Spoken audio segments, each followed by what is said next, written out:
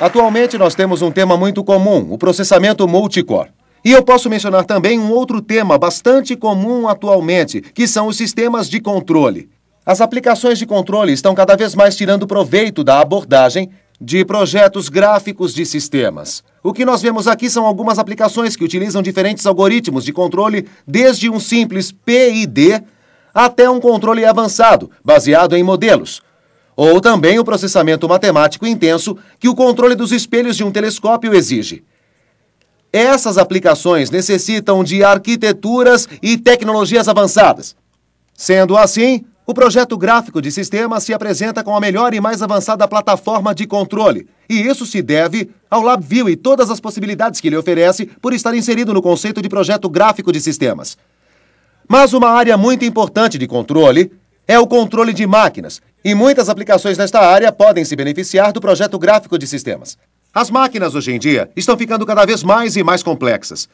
Elas não são mais apenas sistemas mecânicos. São sistemas mecânicos, elétricos, possuem componentes de controle, têm processamento embarcado, e é daí que vem a evolução dos conceitos de projeto e mecatrônica.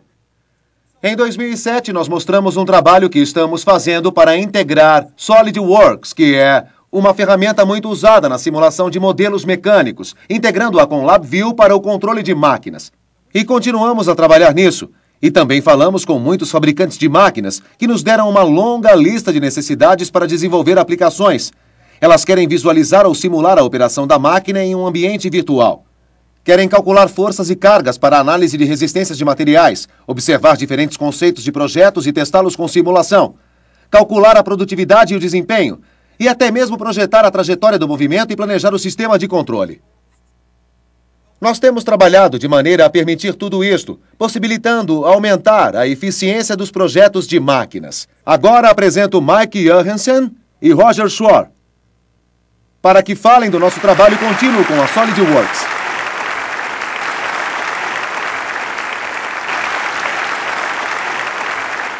Mike, fale sobre o trabalho que você tem feito com o LabVIEW e o SolidWorks para facilitar o projeto de máquinas. Certo, vamos mostrar como usamos o LabVIEW e o SolidWorks para simplificar o processo de projeto desta máquina aqui na mesa. Como veem, há 3 eixos nesta máquina. Um é o eixo X, outro é o eixo Y e o outro é o eixo Z. Usamos esta máquina para testar um celular pressionando seus botões. Como vemos na tela, temos um modelo em SolidWorks da máquina que criamos. Vejam que existem 3 motores em nosso modelo SolidWorks, assim como existem 3 eixos na máquina real. Eu vou mostrar como usamos o LabVIEW para simular o movimento deste modelo SolidWorks. O primeiro passo a ser dado é adicionar o dispositivo de controle simulado. Os dispositivos de controle simulados nos permitem executar a simulação em sistema operacional Windows e adicionamos ele no projeto como fazemos com outros dispositivos de tempo real. Agora que temos o nosso dispositivo, vamos conectá-lo ao SolidWorks. Podemos incluir modelos do SolidWorks a partir do menu. Vocês verão no modelo SolidWorks que todos os eixos existentes são importados para a árvore do projeto. É uma das novas funcionalidades, mas ainda não foi lançada, não é? Não, ainda não. Mas agora podemos ter um modelo SolidWorks dentro do projeto do LabVIEW. Isso podemos mesmo. ler o modelo. Precisamos usar estes modelos do SolidWorks e os eixos criados que queremos movimentar. Então, adicionamos um objeto de controle de movimento à árvore. E também um eixo que será controlado utilizando o controlador SoftMotion. Podemos ligar este eixo a um dos motores no modelo em SolidWorks. Vamos escolher o motor 1, que move o eixo X até o celular, e queremos mover esse eixo. Agora temos todos os componentes na árvore que nós precisamos para começar a programar, então vamos criar um novo VI. Para construir o nosso programa, vamos usar o ScanMode, que é uma nova funcionalidade do LabVIEW 8.6. Vamos criar um loop temporizado e sincronizá-lo com o ScanMode. Vamos ao eixo que queremos controlar e basta arrastá-lo do projeto para o diagrama de blocos.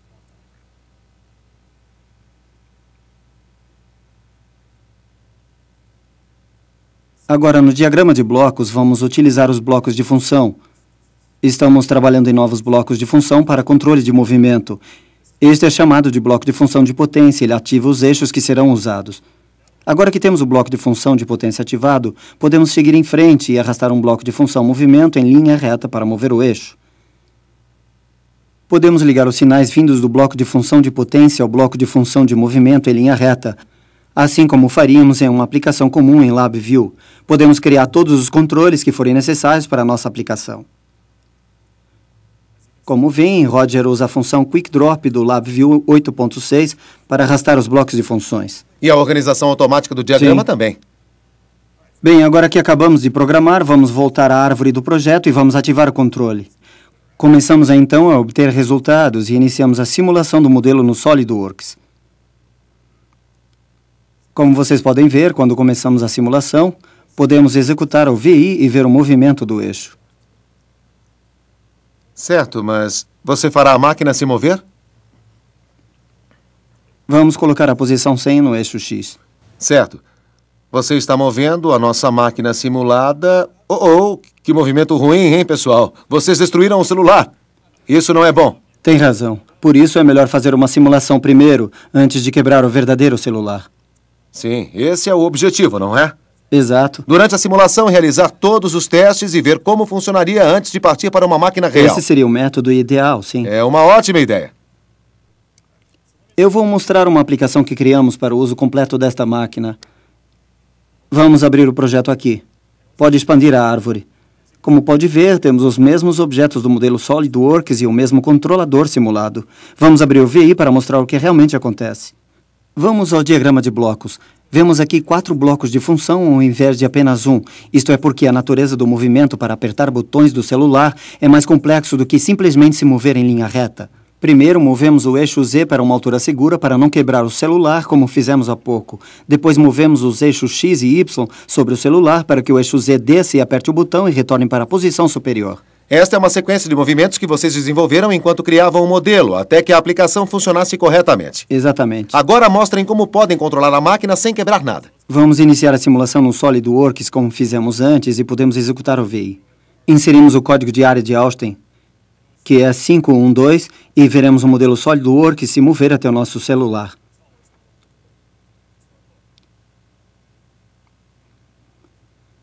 Observe, ele sobe a uma altura segura e se move até o teclado, e utilizando o zoom no teclado, podemos ver os botões sendo apertados. Certo. Parece que você conseguiu fazer o movimento e apertar os botões com sucesso. Ótimo. Então você tem um algoritmo de controle que funciona corretamente. E você pode usar o LabVIEW para programar como se estivesse programando um hardware de controle real. Existem outras funções que você pode usar com o LabVIEW para ajudar no processo de projeto? É claro. A simulação no SolidWorks que acabamos de ver é feita na realidade a partir de um movimento de trajetória preciso que é gerada por um driver de movimento. Isso significa que todas as posições que vimos são precisas e podemos até gravar esses dados em um arquivo utilizando o LabVIEW. A vantagem disso é que você pode fazer cálculos e análise de dados. Vamos deixar que o Roger abra um VI que criamos para fazermos análise de dados. Essa simulação com o SolidWorks envia dados para o LabVIEW? Sim, acredito que sejam muitos dados. Ok, muitos dados. Exato.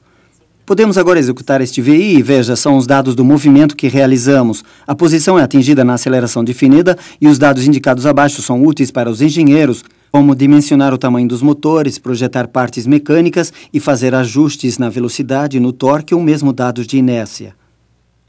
Então a simulação gera as cargas, forças e torque. E você pode passar isso ao LabVIEW para fazer análises. E neste caso você pode usar essas informações para dimensionar o tamanho dos motores e escolher os componentes da máquina, Exato, certo? É isso. Você nos mostrou como projetar uma máquina, nos mostrou como escolher os componentes. Qual é o trabalho para reescrever essa aplicação e construir o controle da máquina real? Foi bom ter perguntado. Vamos ver o Compact Rio que temos aqui.